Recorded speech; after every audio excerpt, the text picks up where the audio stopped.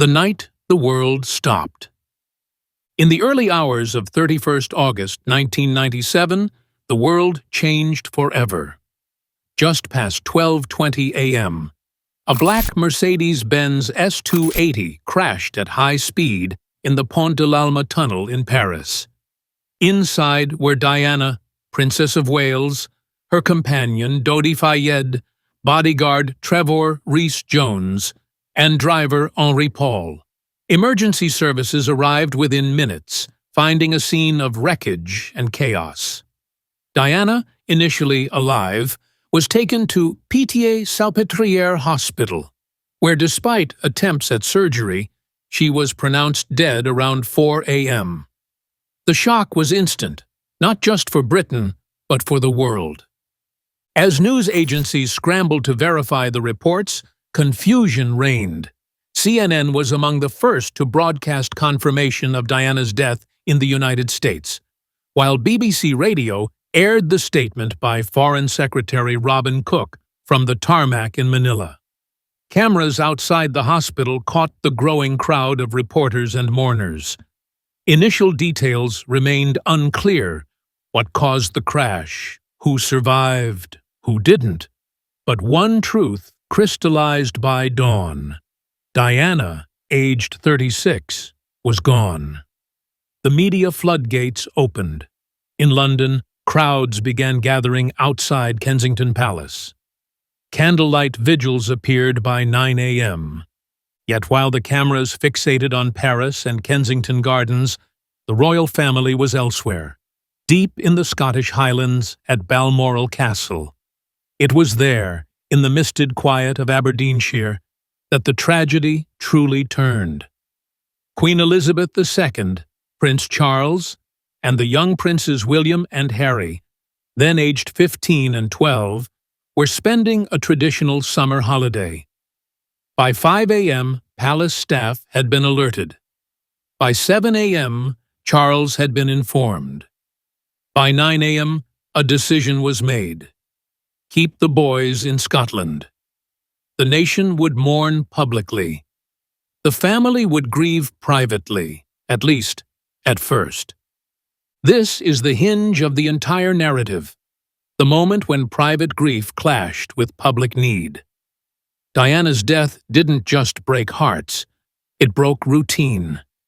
The Queen, a master of ceremonial control, faced something her reign had never seen: a spontaneous public outcry demanding visibility, empathy, and action.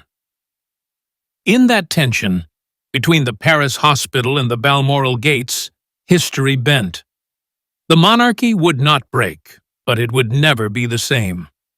To understand what followed, we must begin not with speculation, but with verifiable fact. Who was at Balmoral when the world shifted? And what, in those first 24 hours, can be proven beyond rumor? Who was at Balmoral?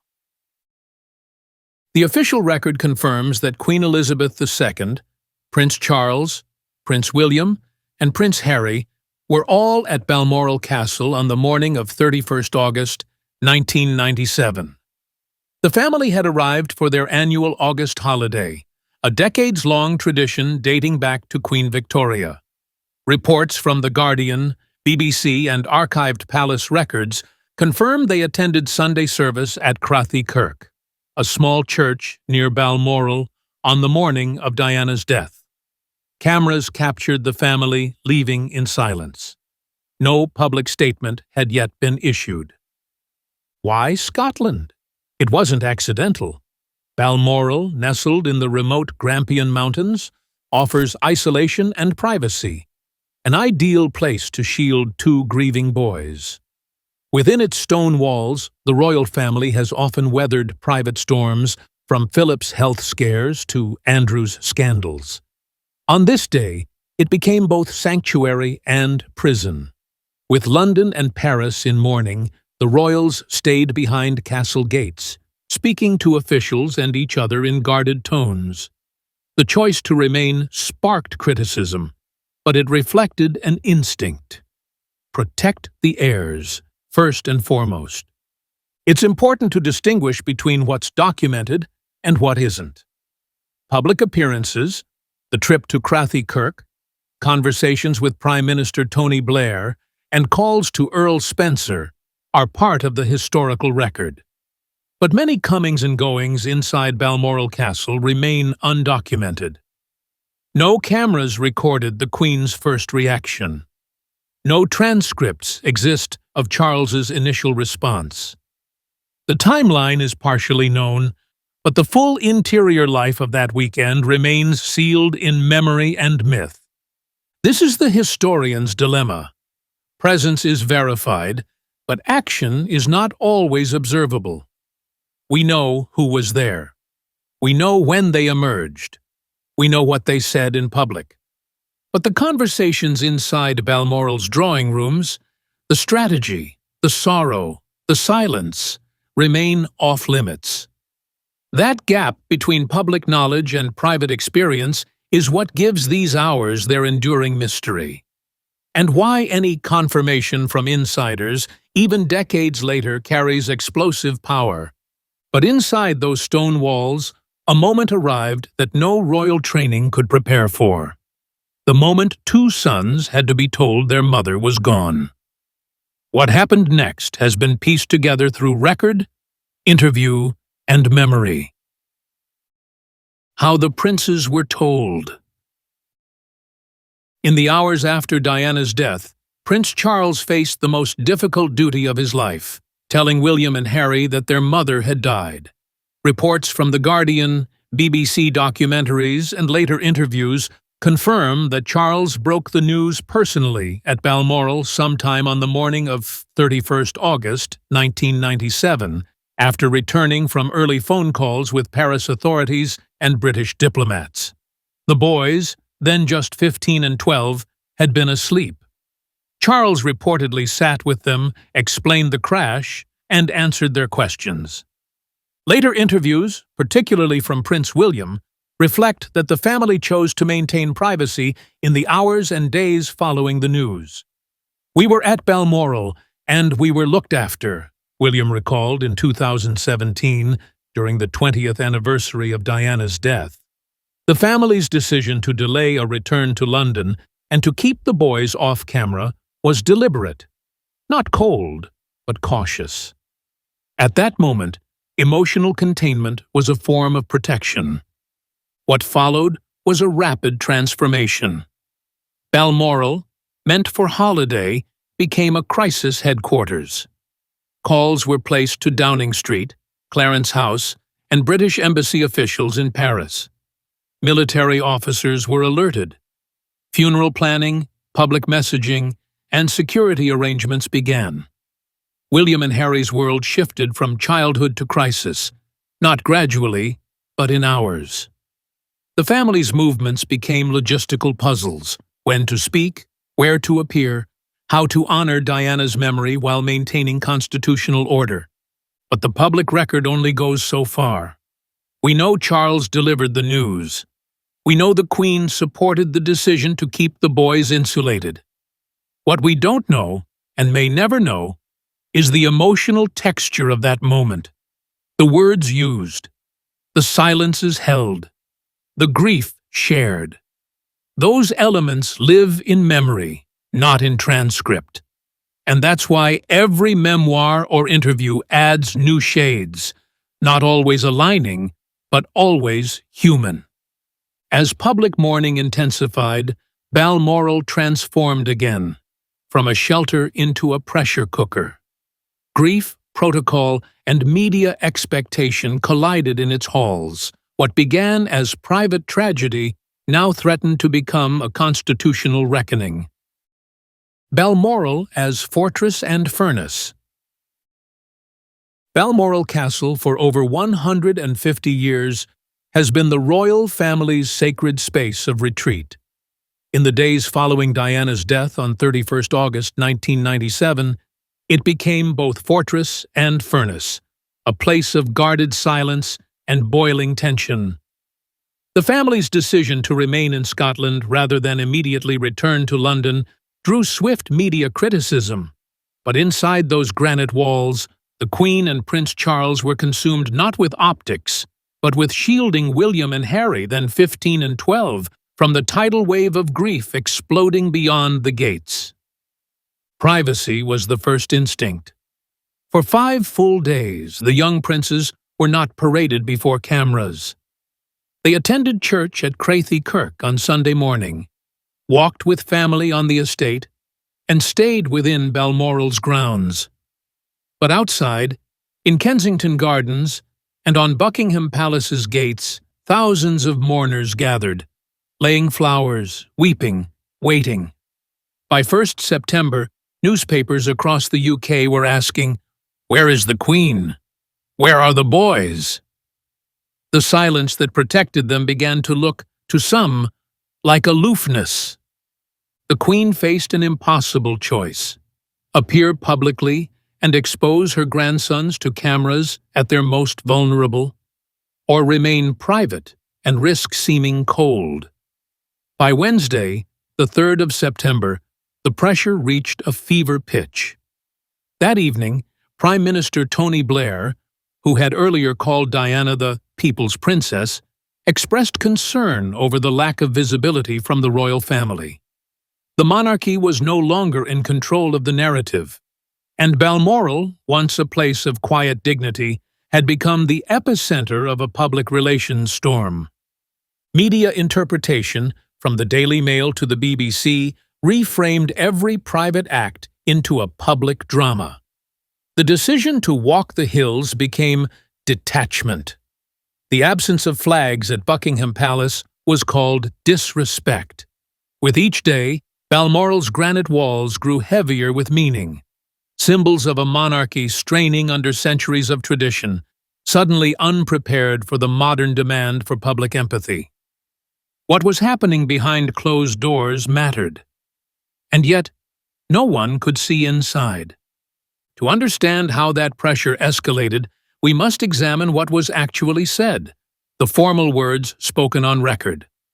Because in a crisis of perception, public statements become the battleground between appearance and intent. The known public statements. In the hours after Diana's death, the first formal statement came from Buckingham Palace just before 8 a.m. BST on 31st August, 1997. It read, "The Queen and the Prince of Wales are deeply shocked and distressed by this terrible news."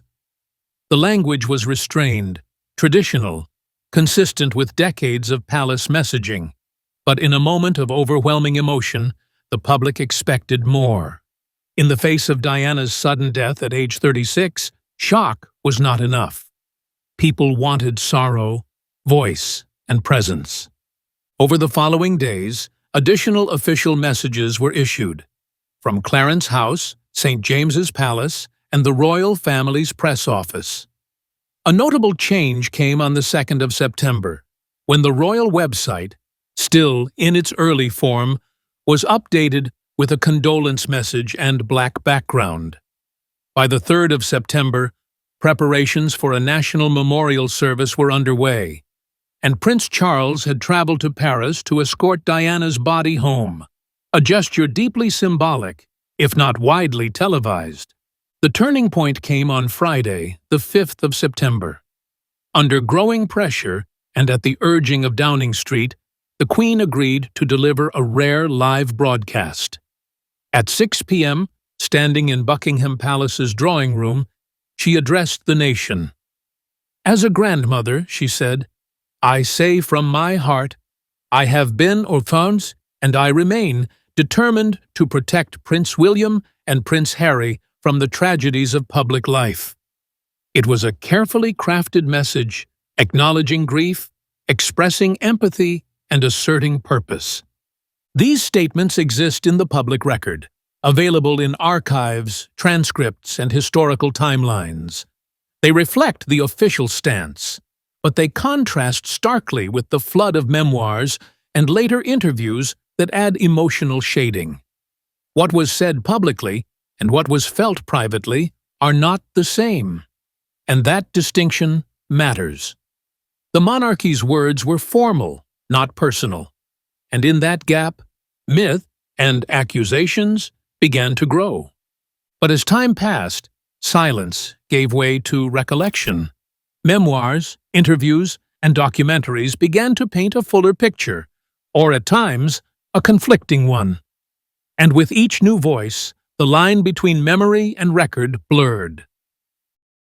Private recollections and later memoirs.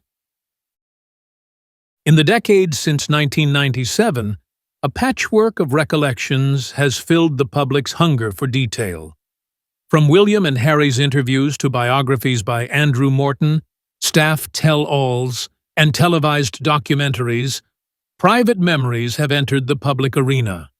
Some confirm the known timeline, others add new emotional layers, and occasionally, contradictions.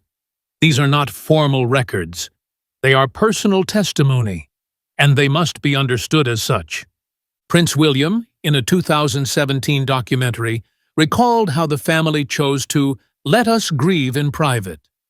He described long walks in the Balmoral Hills, fishing with his father, and moments of quiet stillness.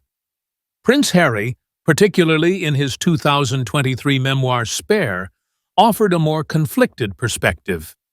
He wrote of confusion, suppressed emotion, and a sense of detachment from the royal machine.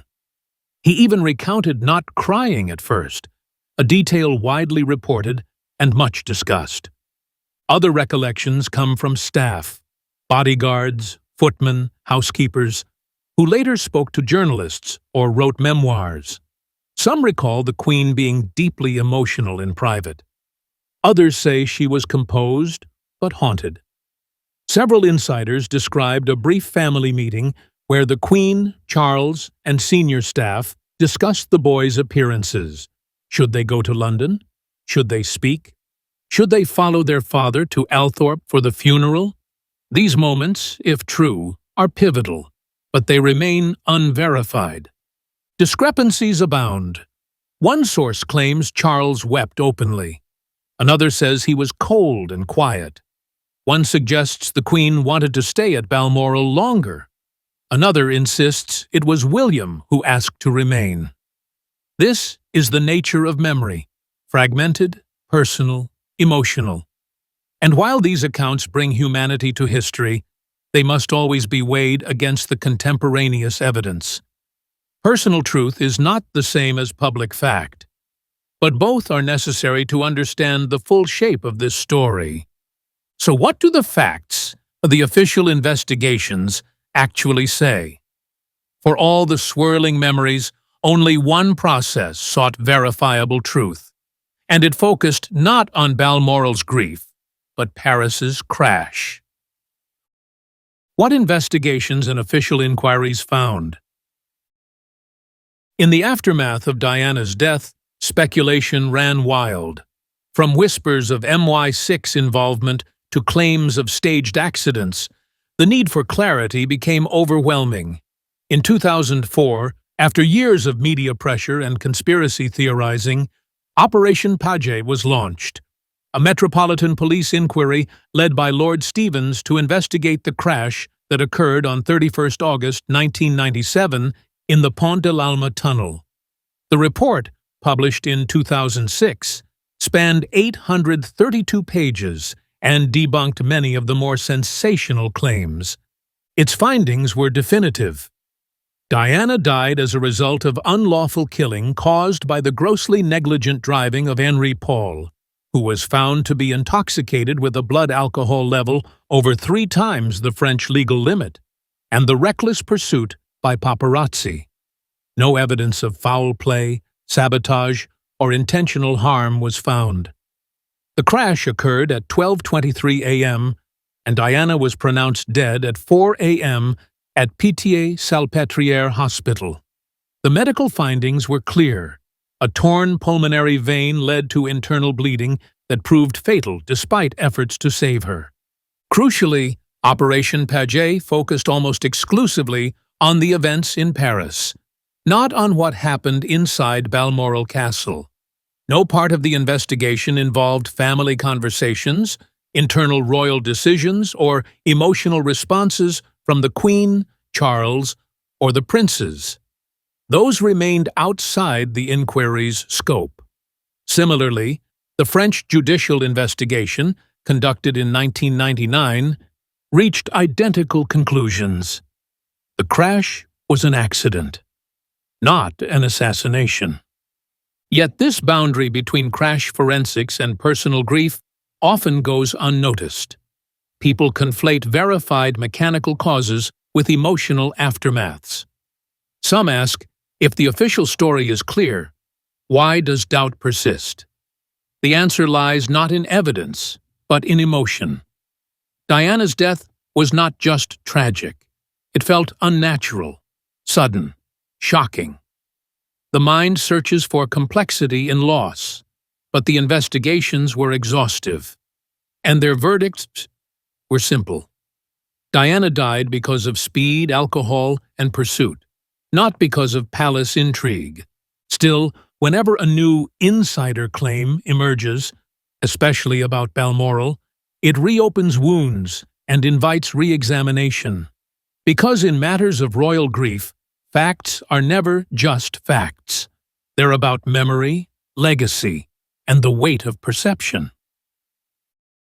Why any confirmation matters.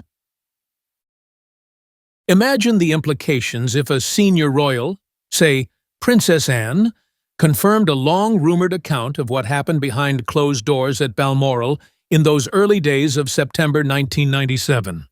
A single quote could dominate headlines, frame documentaries, and rewrite public understanding. That's the power of royal confirmation, not because it changes historical fact, but because it shifts narrative authority. And when it comes to Diana, narratives are everything. The stakes are enormous. A verified revelation could alter public perception of the Queen's response, Charles's decisions, or William and Harry's protection. It could humanize or implicate. And for a monarchy built on mystique, the release of previously guarded truths is seismic. That's why the palace traditionally remains silent. It's not just about dignity, but about protecting institutional continuity. Once one thread is pulled, the tapestry unravels. But unverified claims, especially those sourced anonymously or relayed secondhand, can be just as damaging. They blur the line between genuine historical documentation and click-driven speculation. In recent years, multiple books, articles, and even dramatized series have claimed to reveal what happened at Balmoral. Some rely on former staff, others on unnamed sources. Without corroboration, these accounts walk a dangerous line, turning private pain into public performance. This is where journalism, ethics, and empathy converge. The British public, and global audiences alike, have a legitimate interest in the royal family's handling of a national tragedy. But interest must be tempered by caution. Verifying claims, distinguishing fact from fiction, and understanding what should remain private are essential. Because when the story is this sacred and the grief this real, confirmation without context can wound more than it enlightens. And at the heart of it all are two boys, now men, who lived the headlines. Their journey, from that night in 1997 to their very different lives today, is the clearest reflection of how Balmoral shaped everything that followed. The human angle. For Prince William and Prince Harry, the night of 31st August 1997 was not history. It was personal apocalypse. The trauma of losing their mother at ages 15 and 12, compounded by the pressures of royal life, would shape their personalities, their choices, and their futures. And while they have taken different paths, both have spoken openly about how that night and the days at Balmoral defined their emotional landscapes. In interviews marking the 20th anniversary of Diana's death in 2017, both princes shared rare reflections. William called those days incredibly hard, but emphasized that the Queen provided one of the hardest but most supportive decisions by keeping them at Balmoral. Harry, more raw, said he shut down all emotions for years.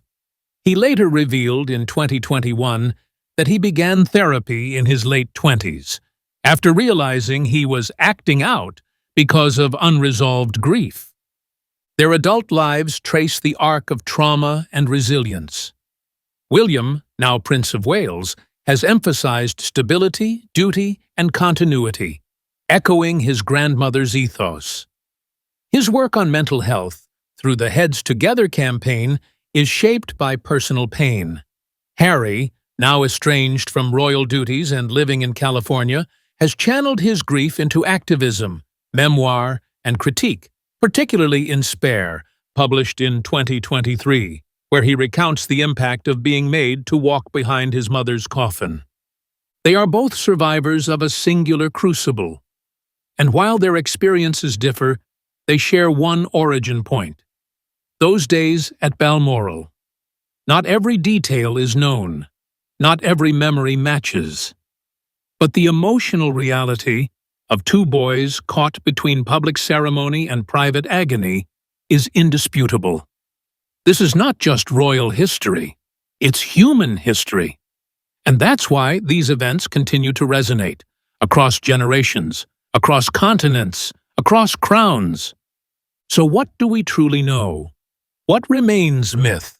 After decades of speculation, investigation, and reflection, we return to the core tension between the documented and the remembered, between record and reverence. What we know. We know this. Diana died in a car crash in Paris in the early hours of 31st August, 1997. We know she was taken to Pitié-Salpêtrière Hospital and pronounced dead by 4 a.m.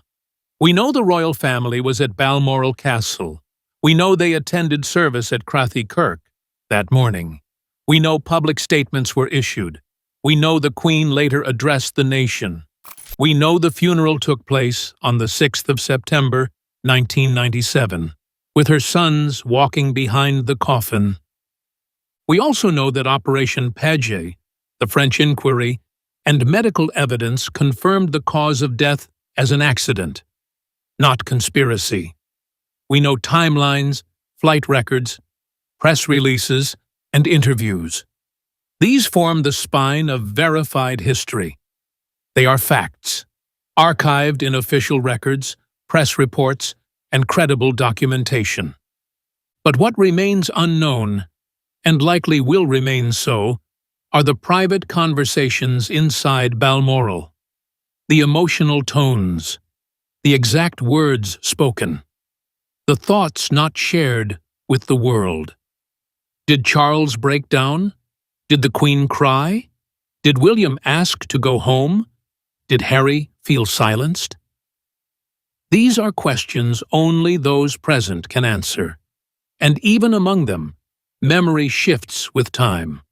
So when new confirmations appear, whether attributed to Princess Anne, royal aides, or biographers, they must be weighed against the established record. Are they sourced? Are they consistent? Do they offer insight or only sensation? The answer defines whether they add to history or rewrite it. Because Balmoral in 1997 was not just a place, it was a crucible, a moment of institutional reckoning and intimate sorrow. Some of it lives in the public archive. Much of it lives only in hearts. And that is where it may remain, unspoken, sacred, and forever unfinished.